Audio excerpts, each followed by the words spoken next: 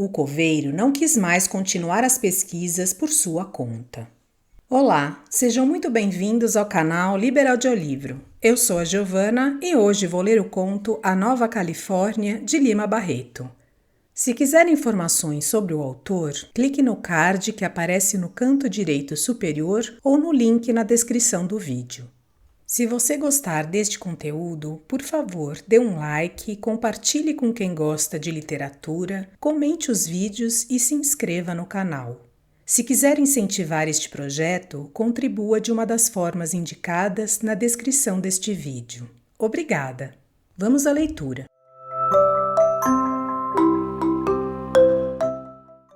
Capítulo 1. Ninguém sabia de onde viera aquele homem. O agente do correio pudera apenas informar que acudia ao nome de Raimundo Flamel, pois assim era subscrita a correspondência que recebia. E era grande. Quase diariamente o carteiro lá ia a um dos extremos da cidade onde morava o desconhecido, sopesando um maço alentado de cartas vindas do mundo inteiro, grossas revistas em línguas arrevesadas, livros, pacotes. Quando Fabrício, o pedreiro, voltou de um serviço em casa do novo habitante, todos na venda perguntaram-lhe que trabalho lhe tinha sido determinado. Vou fazer um forno, disse o preto, na sala de jantar. Imaginem o espanto da pequena cidade de Tubiacanga ao saber de tão extravagante construção. Um forno na sala de jantar. E pelos dias seguintes, Fabrício pôde contar que vira balões de vidro, facas sem corte, copos como os da farmácia, um rol de coisas esquisitas a se mostrarem pelas mesas e prateleiras como utensílios de uma bateria de cozinha em que o próprio diabo cozinhasse. O alarme se fez na vila. Para uns, os mais adiantados, era um fabricante de moeda falsa. Para outros, os crentes e simples, um tipo que tinha parte com o tinhoso. Chico da Tirana, o carreiro, quando passava em frente da casa do homem misterioso, ao lado do carro a chiar, e olhava a chaminé da sala de jantar a fumegar, não deixava de persignar-se e rezar um credo em voz baixa. E não fora a intervenção do farmacêutico, o subdelegado teria ido dar um cerco à casa daquele indivíduo suspeito que inquietava a imaginação de toda uma população. Tomando em consideração as informações de Fabrício, o boticário Bastos concluíra que o desconhecido devia ser um sábio, um grande químico, refugiado ali para mais sossegadamente levar avante os seus trabalhos científicos. Homem formado e respeitado na cidade, vereador, médico também, porque o doutor Jerônimo não gostava de receitar e se fizera sócio da farmácia para mais em paz viver, a opinião de Bastos levou tranquilidade a todas as consciências e fez com que a população cercasse de uma silenciosa admiração a pessoa do grande químico que viera a habitar a cidade. De tarde, se o viam a passear pela margem do Tubiacanga, sentando-se aqui e ali, olhando perdidamente as águas claras do riacho, cismando diante da penetrante melancolia do crepúsculo, todos se descobriam e não era raro que as boas noites acrescentassem doutor. E tocava muito o coração daquela gente a profunda simpatia com que ele tratava as crianças, a maneira pela qual as contemplava, parecendo apiedar-se de que elas tivessem nascido para sofrer e morrer.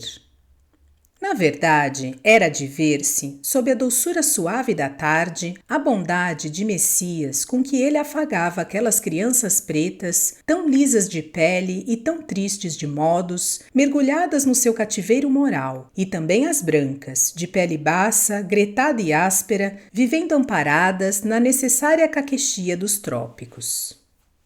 Por vezes vinha-lhe vontade de pensar qual a razão de ter Bernardin de Saint-Pierre gasto toda a sua ternura com Paulo e Virgínia e esquecer-se dos escravos que o cercavam. Em poucos dias, a admiração pelo sábio era quase geral, e não o era unicamente porque havia alguém que não tinha em grande conta os méritos do novo habitante. Capitão Pelino, mestre-escola e redator da Gazeta de Tubiacanga, órgão local e filiado ao Partido Situacionista, embirrava com o sábio. Vocês hão de ver, dizia ele, quem é esse tipo. um caloteiro, um aventureiro ou talvez um ladrão fugido do rio. A sua opinião em nada se baseava, ou antes, baseava-se no seu oculto despeito, vendo na terra um rival para a fama de sábio de que gozava. Não que Pelino fosse químico, longe disso, mas era sábio, era gramático. Ninguém escrevia em Tubiacanga que não levasse bordoada do capitão Pelino. O mesmo quando se falava em algum homem notável lá no Rio, ele não deixava de dizer: não há dúvida, o homem tem talento, mas escreve. Um outro, de resto, e contraía os lábios como se tivesse engolido alguma coisa amarga.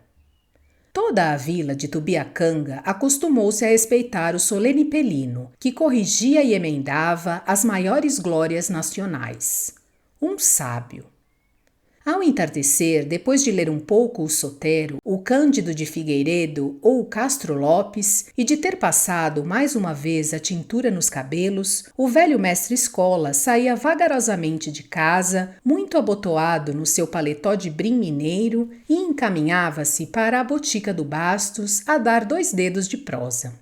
Conversar é um modo de dizer, porque era Pelino avaro de palavras, limitando-se tão somente a ouvir. Quando, porém, dos lábios de alguém escapava a menor incorreção de linguagem, intervinha e emendava. Eu asseguro, dizia o agente do correio, que... Por aí, o mestre-escola intervinha com uma ansietude evangélica.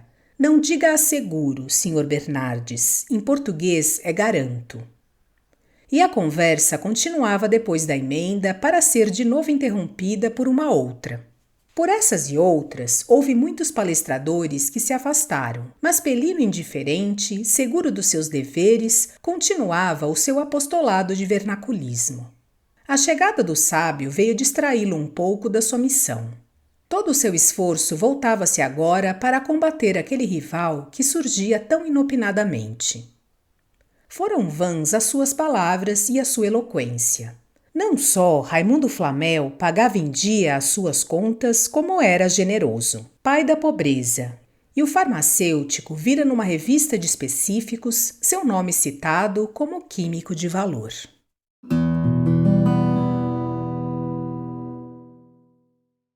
Capítulo 2. Havia já anos que o químico vivia em Tubiacanga, quando uma bela manhã Bastos o viu entrar pela botica adentro.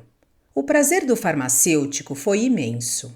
O sábio não se dignara até aí visitar fosse quem fosse, e certo dia, quando o sacristão Orestes ousou penetrar em sua casa, pedindo-lhe uma esmola para a futura festa de Nossa Senhora da Conceição, foi com visível enfado que ele o recebeu e atendeu. Vendo-o, Bastos saiu de trás do balcão, correu a recebê-lo com a mais perfeita demonstração de quem sabia com quem tratava, e foi quase em uma exclamação que disse: Doutor, seja bem-vindo. O sábio pareceu não se surpreender nem com a demonstração de respeito do farmacêutico, nem com o tratamento universitário.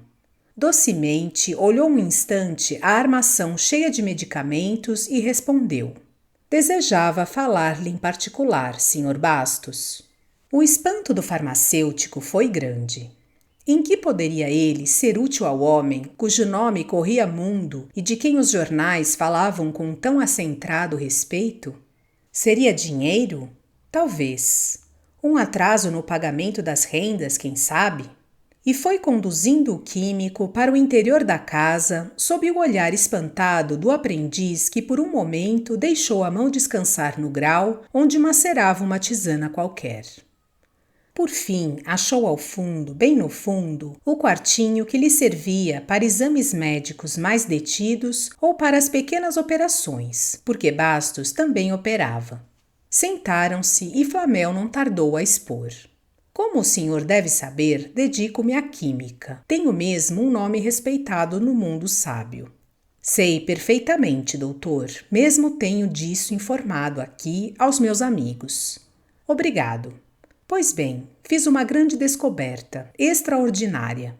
Envergonhado com o seu entusiasmo, o sábio fez uma pausa e depois continuou. Uma descoberta. Mas não me convém, por ora, comunicar ao mundo sábio, compreende? Perfeitamente. Por isso precisava de 3 pessoas conceituadas que fossem testemunhas de uma experiência dela e me dessem um atestado em forma para resguardar a prioridade da minha invenção. O senhor sabe, há acontecimentos imprevistos e... Certamente, não há dúvida. Imagine o senhor que se trata de fazer ouro. Como? O quê? Fez Bastos arregalando os olhos. Sim, ouro, disse com firmeza Flamel. Como? O senhor saberá, disse o químico secamente. A questão do momento são as pessoas que devem assistir à experiência, não acha? Com certeza, é preciso que os seus direitos fiquem resguardados, porquanto... Uma delas interrompeu o sábio, é o senhor. As outras 2, o senhor Bastos fará o favor de indicar-me. O boticário esteve um instante a pensar, passando em revista os seus conhecimentos, e ao fim de uns 3 minutos perguntou: O coronel Bentes lhe serve? Conhece? Não, o senhor sabe que não me dou com ninguém aqui. Posso garantir-lhe que é homem sério, rico e muito discreto. É religioso? Faço-lhe esta pergunta, acrescentou Flamel logo, porque temos que lidar com ossos de defunto e só estes servem. Qual? É quase ateu. Bem, aceito. E o outro? Bastos voltou a pensar e dessa vez demorou-se um pouco mais consultando a sua memória. Por fim falou. Será o tenente Carvalhais, o coletor, conhece? Como já lhe disse... É verdade, é homem de confiança, sério, mas... Que é que tem? É maçom. Melhor. E quando é? Domingo. Domingo os 3 irão lá em casa assistir à experiência e espero que não me recusarão as suas firmas para autenticar a minha descoberta. Está tratado. Domingo, conforme prometeram, as 3 pessoas respeitáveis de Tubiacanga foram à casa de Flamel e dias depois, misteriosamente, ele desaparecia sem deixar vestígios ou explicação para o seu desaparecimento.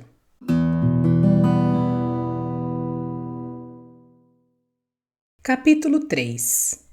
Tubiacanga era uma pequena cidade de 3 ou 4 mil habitantes, muito pacífica, em cuja estação, de onde em onde, os expressos davam a honra de parar.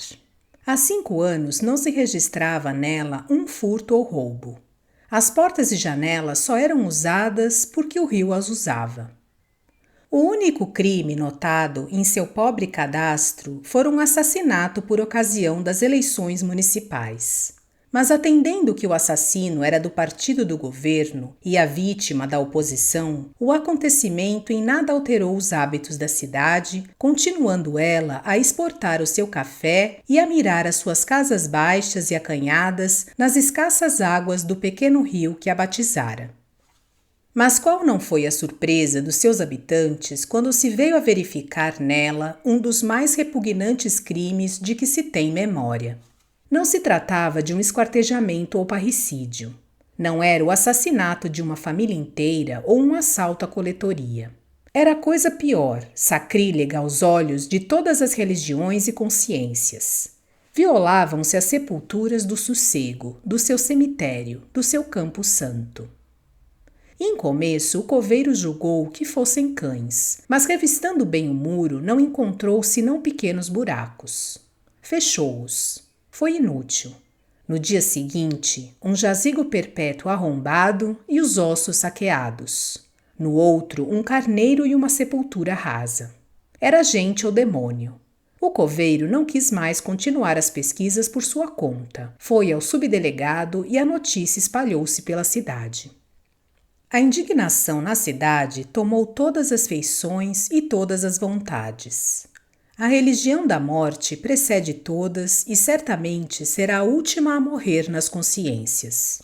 Contra a profanação clamaram os 6 presbiterianos do lugar, os bíblias, como lhes chama o povo. Clamava o agrimensor Nicolau, antigo cadete e positivista do rito Teixeira Mendes. Clamava o major Camanho, presidente da loja Nova Esperança. Clamavam o turco Miguel Abudala, negociante de armarinho, e o cético Belmiro, antigo estudante que vivia ao Deus dará, bebericando Paraty nas tavernas. A própria filha do engenheiro residente da Estrada de Ferro, que vivia desdenhando aquele lugarejo, sem notar sequer os suspiros dos apaixonados locais, sempre esperando que o expresso trouxesse um príncipe a desposá-la, a linda e desdenhosa Cora não pôde deixar de compartilhar da indignação e do horror que tal ato provocara em todos do lugarejo. Que tinha ela com o túmulo de antigos escravos e humildes coceiros? Em que podia interessar aos seus lindos olhos pardos o destino de tão humildes ossos? Porventura o furto deles perturbaria o seu sonho de fazer radiar a beleza de sua boca, dos seus olhos e do seu busto nas calçadas do rio? De certo não. Mas era a morte implacável e onipotente, de que ela também se sentia escrava e que não deixaria um dia de levar a sua linda caveirinha para a paz eterna do cemitério. Aí Cora queria os seus ossos sossegados, quietos e comodamente descansando num caixão bem feito e num túmulo seguro, depois de ter sido a sua carne encanto e prazer dos vermes. O mais indignado, porém, era Peleno. O professor deitara artigo de fundo, imprecando, bramindo, gritando. Na história do crime, dizia ele, já bastante rica de fatos repugnantes como sejam o esquartejamento de Maria de Macedo, o estrangulamento dos irmãos Fuoco, não se registra um que o seja tanto como o saque às sepulturas do sossego. E a vila vivia em sobressalto. Nas faces não se lia mais paz. Os negócios estavam paralisados, os namoros suspensos. Dias e dias por sobre as casas pairavam nuvens negras, e à noite todos ouviam ruídos, gemidos, barulhos sobrenaturais. Parecia que os mortos pediam vingança. O saque, porém, continuava. Toda a noite eram 2, 3 sepulturas abertas e esvaziadas de seu fúnebre conteúdo. Toda a população resolveu ir em massa guardar os ossos dos seus maiores. Foram cedo, mas em breve, cedendo à fadiga e ao sono, retirou-se um, depois outro, e pela madrugada já não havia nenhum vigilante. Ainda nesse dia, o coveiro verificou que 2 sepulturas tinham sido abertas e os ossos levados para destino misterioso. Organizaram então uma guarda. 10 homens decididos juraram perante o subdelegado vigiar durante a noite a mansão dos mortos. Nada houve de anormal na primeira noite, na segunda e na terceira. Mas na quarta, quando os vigias já se dispunham a cochilar, um deles julgou lobrigar um vulto esgueirando-se por entre a quadra dos carneiros. Correram e conseguiram apanhar 2 dos vampiros. A raiva e a indignação, até aí sopitadas no ânimo deles, não se contiveram mais e deram tanta bordoada nos macabros ladrões que os deixaram estendidos como mortos. A notícia correu logo de casa em casa, e quando de manhã se tratou de estabelecer a identidade dos 2 malfeitores, foi diante da população inteira que foram neles reconhecidos o coletor Carvalhais e o coronel Bentes, rico fazendeiro e presidente da Câmara. Este último ainda vivia e a perguntas repetidas que lhe fizeram, pôde dizer que juntava os ossos para fazer ouro, e o companheiro que fugira era o farmacêutico. Houve espanto e houve esperanças. Como fazer ouro com ossos? Seria possível? Mas aquele homem rico, respeitado, como desceria ao papel de ladrão de mortos se a coisa não fosse verdade? Se fosse possível fazer, se daqueles míseros despojos fúnebres se pudesse fazer alguns contos de réis, como não seria bom para todos eles? O carteiro, cujo velho sonho era a formatura do filho, viu logo ali meios de consegui-la. Castrioto, o escrivão do juiz de paz, que no ano passado conseguiu comprar uma casa, mas ainda não a pudera cercar, pensou no muro, que lhe devia proteger a horta e a criação. Pelos olhos do sitiante Marques, que andava desde anos atrapalhado para arranjar um pasto, pensou logo no prado verde do Costa, onde os seus bois engordariam e ganhariam forças. As necessidades de cada um, aqueles ossos que eram ouro, viriam atender, satisfazer e felicitá-los. E aqueles 2 ou 3 milhares de pessoas, homens, crianças, mulheres, moços e velhos, como se fossem uma só pessoa, correram à casa do farmacêutico. A desinteligência não tardou a surgir. Os mortos eram poucos e não bastavam para satisfazer a fome dos vivos. Houve facadas, tiros, cachações. Pelino esfaqueou o turco por causa de um fêmur e mesmo entre as famílias questões surgiram. Unicamente o carteiro e o filho não brigaram. Andaram juntos e de acordo, e houve uma vez que o pequeno, uma esperta criança de 11 anos, até aconselhou ao pai: "Papai, vamos aonde está a mamãe. Ela era tão gorda."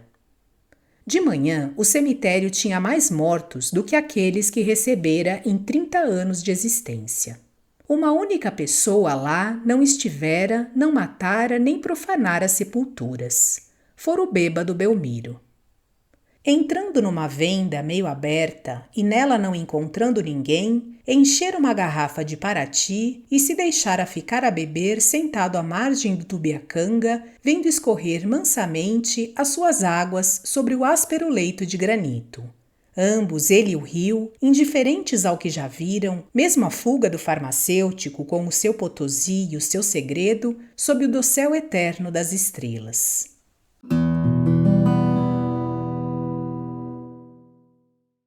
Desejo que tenham gostado do conto A Nova Califórnia, de Lima Barreto. Obrigada por sua companhia e até a próxima leitura.